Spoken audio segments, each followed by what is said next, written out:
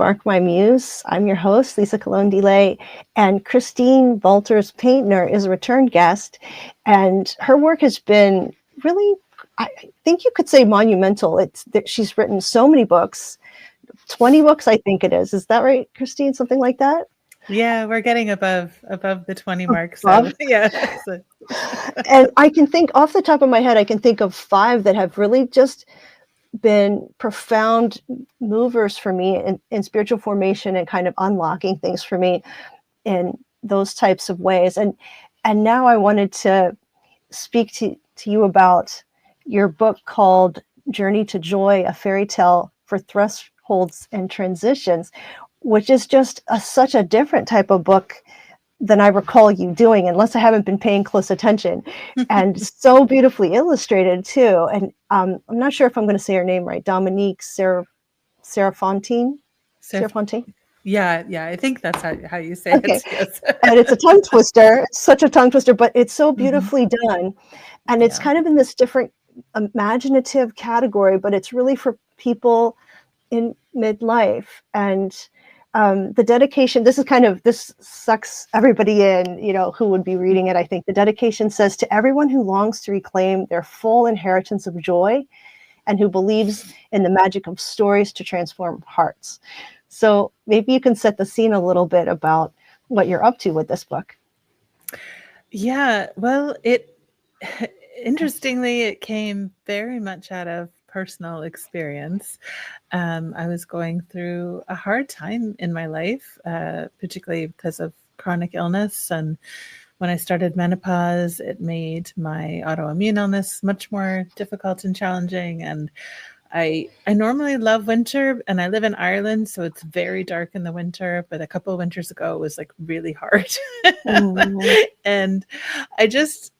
of the things that I do in my work is help other people engage the arts as part of that transformation process. And one of my favorite things to lead is writing a fairy tale. And I've done that before for myself, but it came to me during this time because I really felt like, oh, my joy has been drained from me, and then I got to the feeling like, oh no, I feel like it's been stolen somehow. So I decided to write a fairy tale for myself entirely, but it took on a life of its own, and I was just so moved by the way the story unfolded. And actually the first version of the story, it got expanded quite a bit the more I worked with it.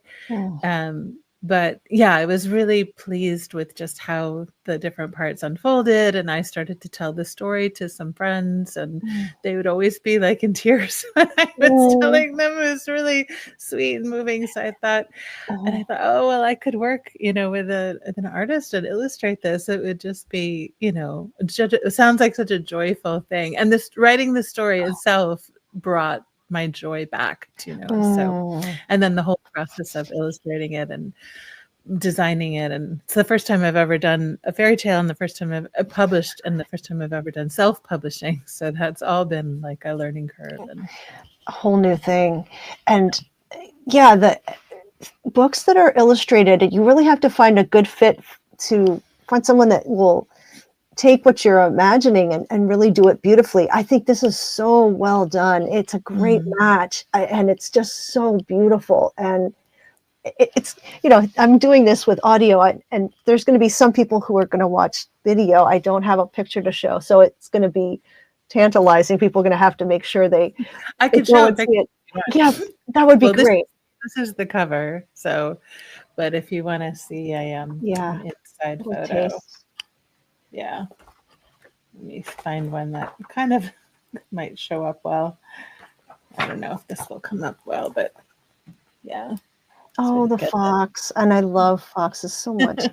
And it's all like the color palette on every page is quite beautiful.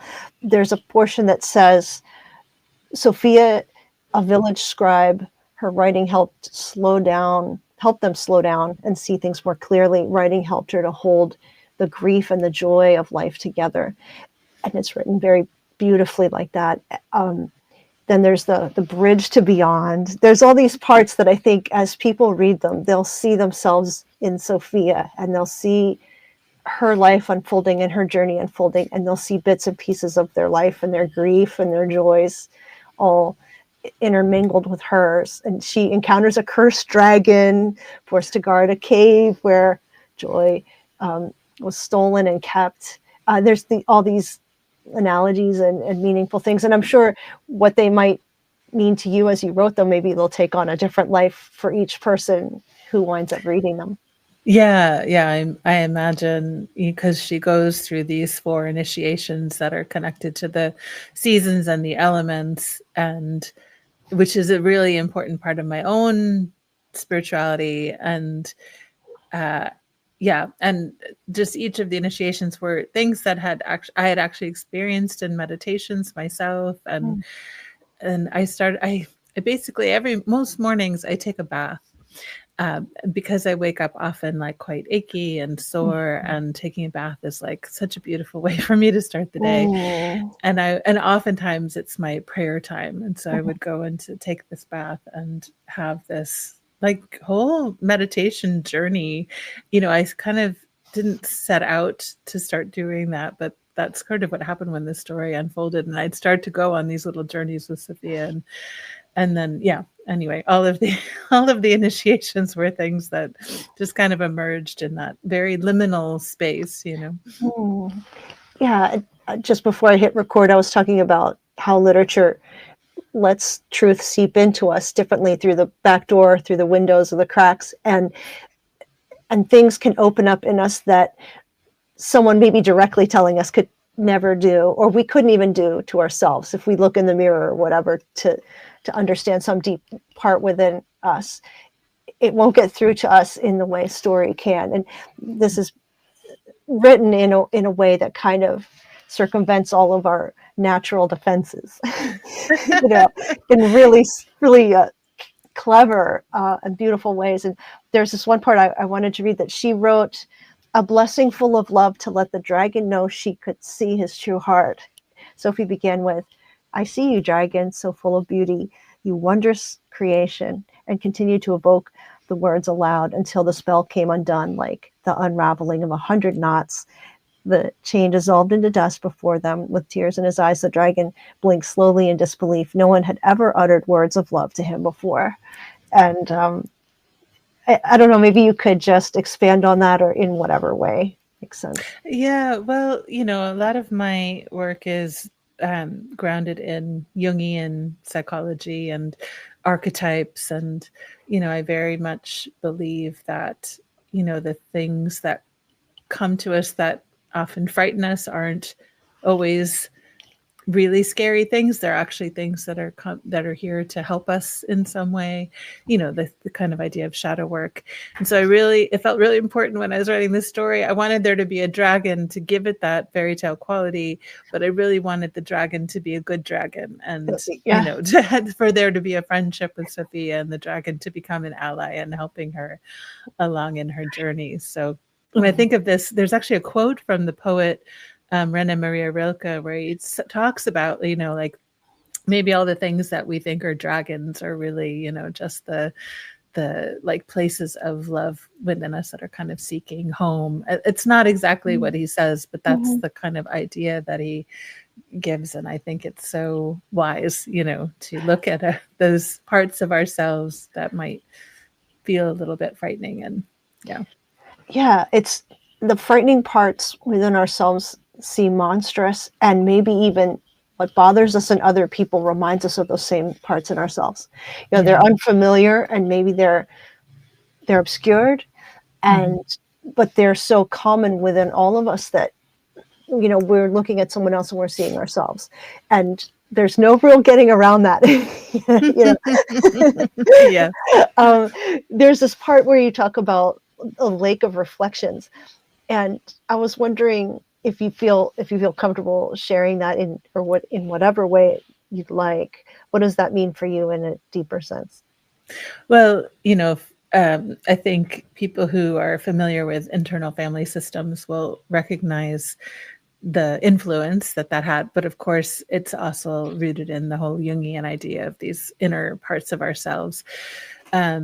but yes, basically Sophia comes to the lake and she looks into the lake to see her reflection, and what's reflected back to her are all these different faces, like the anger and the sadness and the Mm. confusion, and all of the different parts of herself. And then her task for that season is to basically spend time with each of those parts Mhm. to move back into wholeness. And she starts to discover, that on the other side of these faces are actually gifts and, invitations into wholeness, and that we don't have to be afraid of those energies or emotions or parts of ourselves, and that ultimately they're there. They want to be welcomed back into the wholeness that we are already. Yeah. There's this, I think it's right in there, transmuting of wounds into beauty. And the book is a lot about healing and honesty.